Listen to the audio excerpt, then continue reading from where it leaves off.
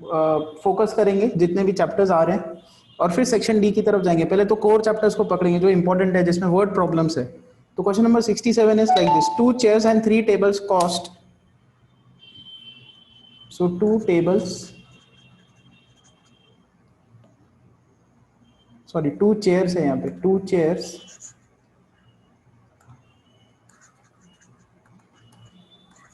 and 3 tables cost 5650 rupees, whereas 3 chairs and 2 tables cost 7100 rupees. Find the cost of a chair and table separately. तो एक chair का जो cost है, अगर आप x रुपीस लेते हो, और एक टेबल का जो कॉस्ट है वो आप y रुपीस लेते हो, तो ये जो है पहला स्टेटमेंट, यहाँ से क्या इन्फॉर्मेशन निकल के आती है, 2 इंटू एक्स इतना चेयर का कॉस्ट लग गया, प्लस 3 इंटू वाई इतना टेबल्स के पीछे का लग गया कॉस्ट, और ये टोटल कॉस्ट है 5650। So this is equal to 5650, ये पहला इक्वेशन बनेगा। सिमिलरली 3 चेयर्स, देखो एक चेयर का कॉस्ट x रुपीज है, तो 3 चेयर्स का कितना होगा 3x, फिर 2 टेबल्स का कॉस्ट कितना होगा 2y, this is equal to 7100। अब यहाँ पे कोएफिशिएंट इंटरचेंज हो रहा है, आप इसको सॉल्व करो, पहले इन दोनों इक्वेशंस को ऐड करो, फिर दोनों इक्वेशंस को सब्ट्रैक्ट करो, आपको दो नए इक्वेशंस मिल जाएंगे। तो ये दोनों नए इक्वेशंस बना के फाइनली एक्स और वाई की वैल्यू जो है वो निकालो, ट्राई करो आप लोग अपने बुक्स में।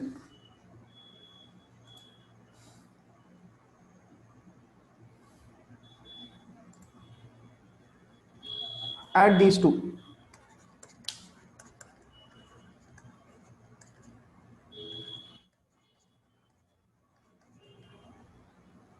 and subtract these two.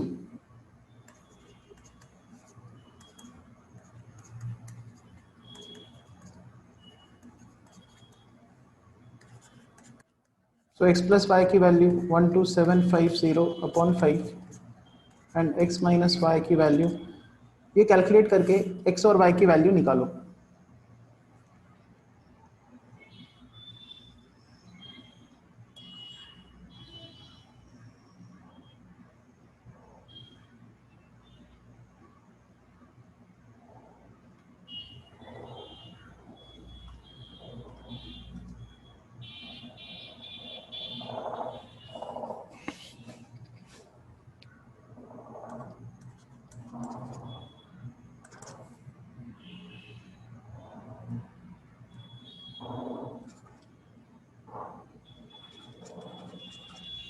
तो ये दो इक्वेशंस आती है। Now further if you add them, अगर ये इक्वेशन और इसको आप ऐड करते हो तो 2x की वैल्यू आएगी 2550 1450,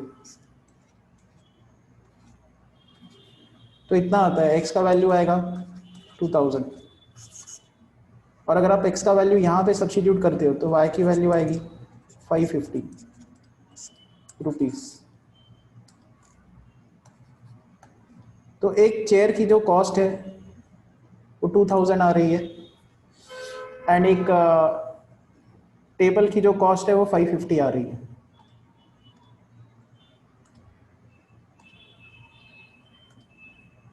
ओके, नेक्स्ट क्वेश्चन पे जाते हैं।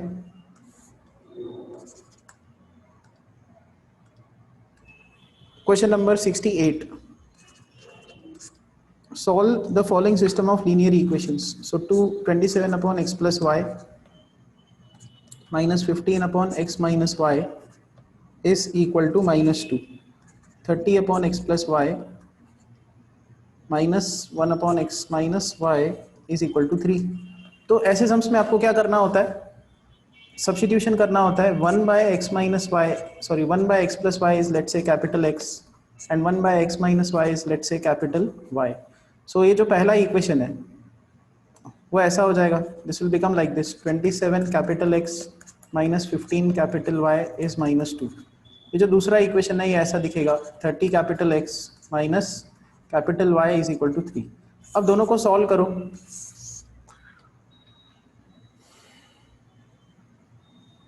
इसमें क्या इजी पड़ेगा, सब्स्टिट्यूशन मेथड बहुत इजी लगेगा इसमें आपको।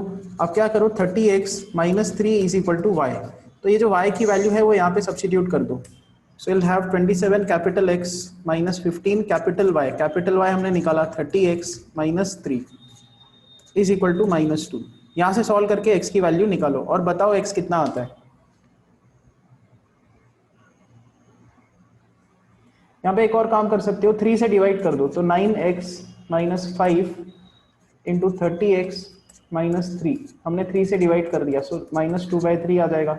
मैं इसको एक्सपांड करो, 9x minus 150x plus 15 is equal to minus 2/3। तो x का ये इफेक्टिव टर्म है capital X, that is minus 141x is equal to minus 2/3 minus 15, ऐसा आ जाएगा। माइनस से मल्टीप्लाई कर दो, you'll get 141x is equal to 2/3 plus 15। 141x is equal to 2 plus 45/3। 141x is equal to 47/3।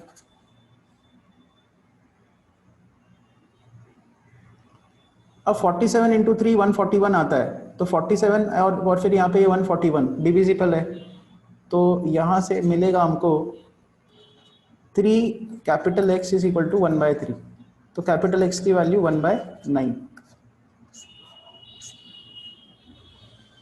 Capital X की value 1/9 आप इसमें substitute करो तो आपको कैपिटल Y मिल जाएगा। So 30 into capital X minus 3 is equal to capital Y। So ये 3 से डिविजिबल है, 10/3 minus 3 is equal to capital Y। यहाँ से कैपिटल Y की वैल्यू आएगी 1/3। सबको देखो, पहले यहाँ तक आप पहुँच रहे हो कि नहीं, ये आंसर आ रहा है। एक बार ये आ जाए तो आप इसमें सब्स्टिट्यूट कर दो ये values, capital X capital Y and small x small y निकालो। फिर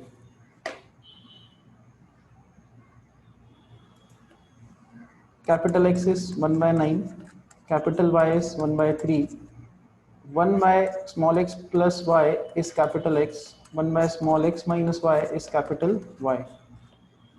तो यहाँ पे सब्स्टिट्यूट कर देते हैं, capital X is 1/9, capital Y is 1/3। तो यहाँ से अपने को क्या मिलेगा, रेसिप्रोकल अगर आप लेते हो x प्लस वाई स्मॉल 9, इसका भी रेसिप्रोकल लेते हो x minus y small x minus y plus 3। Now if you add them you will get 2x is equal to 12, x is equal to 6, और x इज इक्वल टू 6 अगर आप इसमें substitute करते हो तो y इज इक्वल टू 3 आ जाएगा। This is the solution of the given equations.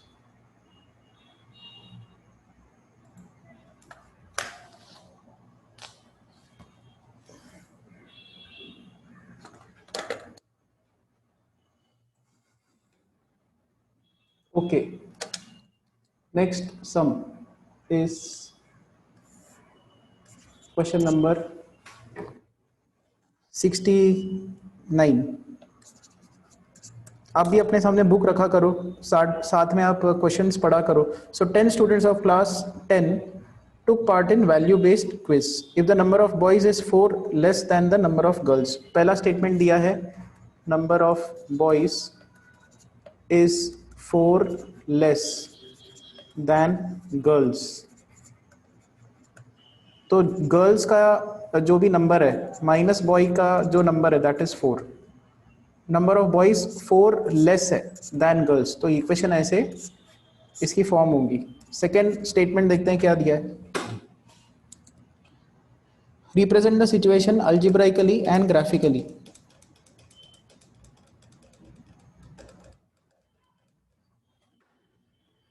ठीक है, तो काफी इजी क्वेश्चन है। लेट्स से जी जो है तो एक काम करते हैं, यहाँ पे दो एक्सिस बना देते हैं, यहाँ पे जी एंड दिस इज बी। तो आपको 2 पॉइंट्स लगाएंगे, लगेंगे आपको 2 पॉइंट्स। तो अल्जेब्राइकली तो हमने इसको लिख दिया, ग्राफिकली अब लिखना है। तो अगर आप जी का वैल्यू 4 पुट करते हो तो बी का वैल्यू 0 आएगा, और अगर आप बी का वैल्यू 0 पुट करते हो तो जी का वैल्यू नहीं, यहाँ पे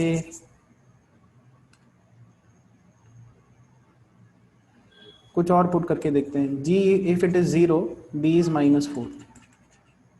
तो हमारे पास 2 पॉइंट्स आ गए, जी इज 4, बी इज 0। तो ये पॉइंट यहाँ पे आएगा, ये है G4 B0। उसके बाद G is 0, B is -4, G is 0, B is -4, -1 -2 -3 -4, G is 0, B is -4। 2 points आ गए, इन दोनों को हमको करना है ज्वाइन। तो ये ग्राफिकली हमने ये जो इन्फॉर्मेशन है उसको दिखा दिया। तो ऐसे आपको इसको लिखना है। अच्छा, और फिर यहाँ पे इक्वेशन में लिख दो G - B is equal to 4। हो गया, ये सम ऐसे सॉल्व करना है। कहीं डाउट हो तो बताओ इस सम में। आई गेस कोई डाउट नहीं होना चाहिए इसमें।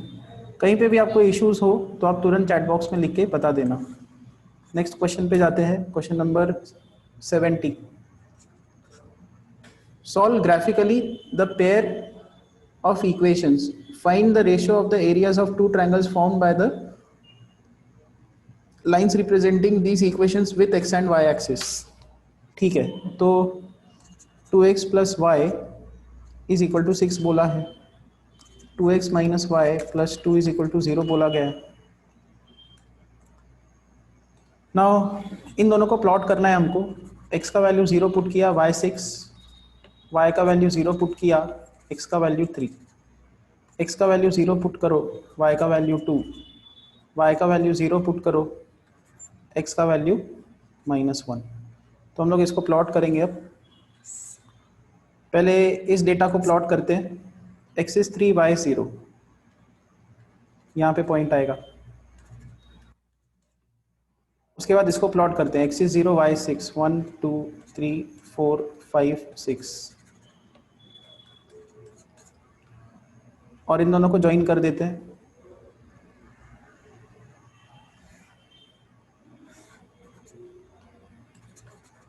To x + y is equal to 6। उसके बाद ये प्लॉट करते हैं, x is 0, y is 2 and x is -1, y is 0। ये 2 पॉइंट्स आ गए, इन दोनों को ज्वाइन करते हैं।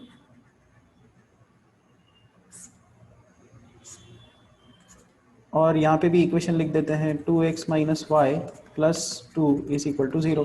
अब उन्होंने ये बोला है कि जो ट्रायंगल्स फॉर्म हो रहे हैं उनकी रेशो निकालो, एरिया की रेशो। तो जो x एक्सिस से ट्रायंगल बन रहा है उसको शेड करना स्टार्ट करते हैं। ये वाला ट्रायंगल, आपको इसकी एरिया निकालनी है और फिर इसकी एरिया निकालनी है, y एक्सिस के साथ जो ट्रायंगल बन रहा है। तो आपको क्या निकालना है, पहले एरिया ऑफ ब्लू रीजन। तो एरिया ऑफ ब्लू रीजन, और उसको डिवाइड करना है एरिया ऑफ रेड रीजन। चलो ट्राई करो आप। उसके लिए ना आपको ये पॉइंट लगेगा, तो पहले ये इंटरसेक्शन पॉइंट निकालो। मान लो ये P है, what is the intersection point of these two lines. इनको साइमल्टेनियसली सॉल्व करके इसका ये जो इंटरसेक्शन पॉइंट है वो बताओ पहले।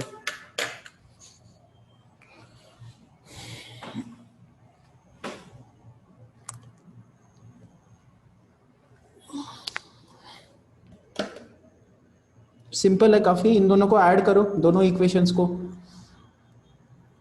आप इस इक्वेशन को ऐसा लिख सकते हो, 2x - y इज -2, और जो ये वाला इक्वेशन है उसको हम लोग लिख सकते हैं 2x + y is equal to 6। If you add these two you get 4x is 4, x is equal to 1। x का वैल्यू 1 पुट करो, y का वैल्यू 4 आता है। So this point is 1, 4। तो ये वाला जो लेंथ है, ये वाला जो लेंथ है, ये perpendicular distance, this is 4 units. अच्छा, तो और ये पॉइंट कितना आया था, ये पॉइंट आया था -1, 0, दिस इज -1, 0। तो मतलब ये 1 यूनिट है, और फिर ये कितना यूनिट है, 3 यूनिट है। तो इसका जो बेस है वो 4 है, और इसका जो हाइट है वो भी 4 है। अब ये जो रेड रीजन है उस पे आते हैं। In that red region this particular length, ये जो लेंथ है ये x कोऑर्डिनेट के बराबर है, सो दिस इज 1 यूनिट। तो ये जो रेड कलर का एरिया है उसका जो हाइट है वो 1 यूनिट है। अच्छा, तो हमको इसका बेस भी चाहिए। ये बेस का लेंथ कितना होना चाहिए?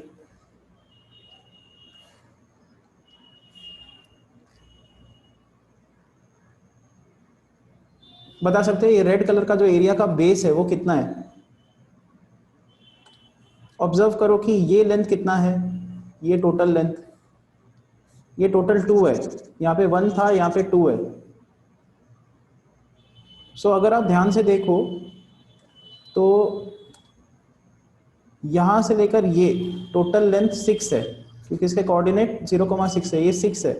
और ये लेंथ कितना है? ये लेंथ 2 है।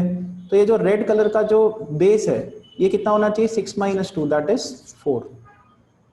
तो जो रेड कलर का एरिया है उसका जो बेस है, base it is 4, height is 1।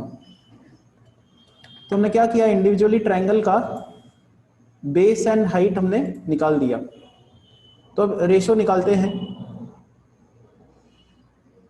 सो नीचे रेड कलर का area half into base into height, ऊपर ब्लू कलर के एरिया का formula half into base is 4, height is 4। ये अपना रेशो है। सो ये आएगा half half cancel out, 4 4 cancel out, answer is 4। Clear हुआ सब?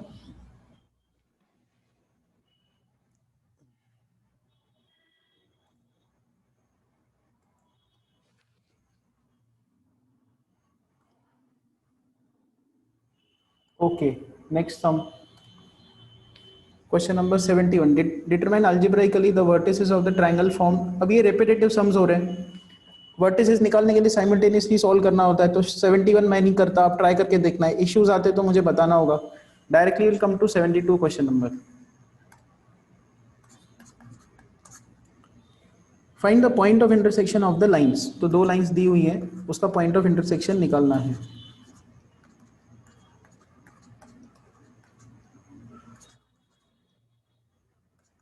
तो देखते ही आप बता सकते हो। बताओ यहाँ पे कौन सा मेथड लगेगा इसको सॉल्व करने के लिए, एक्स और वाई निकालने के लिए? एक होता है सब्स्टिट्यूशन मेथड,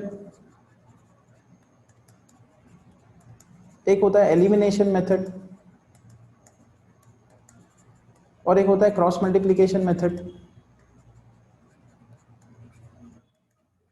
कौन सा मेथड यहाँ पे लगेगा एक्स और वाई निकालने के लिए? एलिमिनेशन मेथड, बराबर। तो आपको क्या करना है, यहाँ पे y को एलिमिनेट करना है। ये फर्स्ट इक्वेशन को 2 से मल्टीप्लाई करो, तो ये इक्वेशन ऐसी बनेगी 4ax - 2by is equal to 4a² - 2b²। अब आप इन दोनों इक्वेशंस को ऐड कर दो। When you add them you will get 5ax is equal to 5a², b² cancel out हो जाएंगे, and from here you get x is equal to a। x is equal to a का value आप कहाँ रख दो, इसमें रख दो। तो x को a पुट किया तो यहाँ पे आएगा a², यहाँ पे आएगा a² plus 2by is equal to a² plus 2b², ये आ जाएगा। a² कैंसिल आउट होगा, y का वैल्यू आएगा b। तो ये हमने सॉल्व कर दिया, x और y निकाल दिया। Show that the system of equations is concurrent with the lines represented by the equation.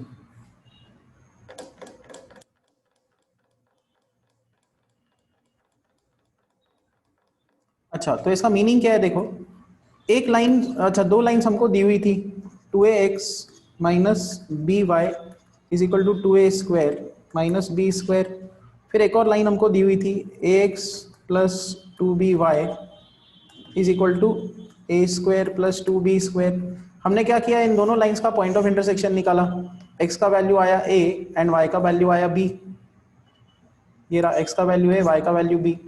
Now उन्होंने ये बोला है कि एक और तीसरी लाइन देके रखी है, ठीक है, उसमें वो है a - bx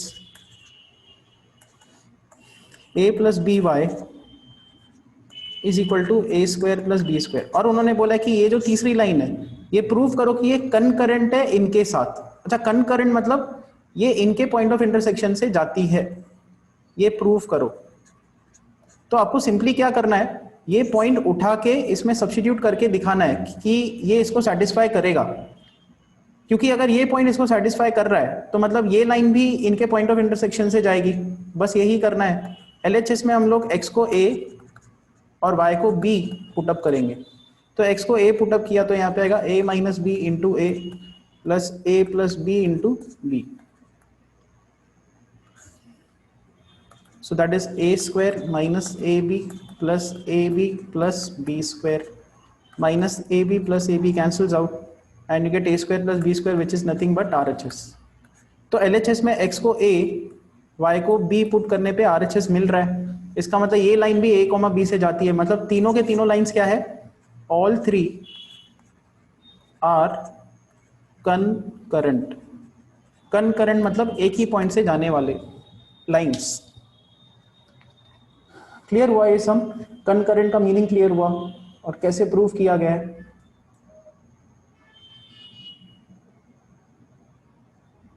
all of you give feedback on each and every question.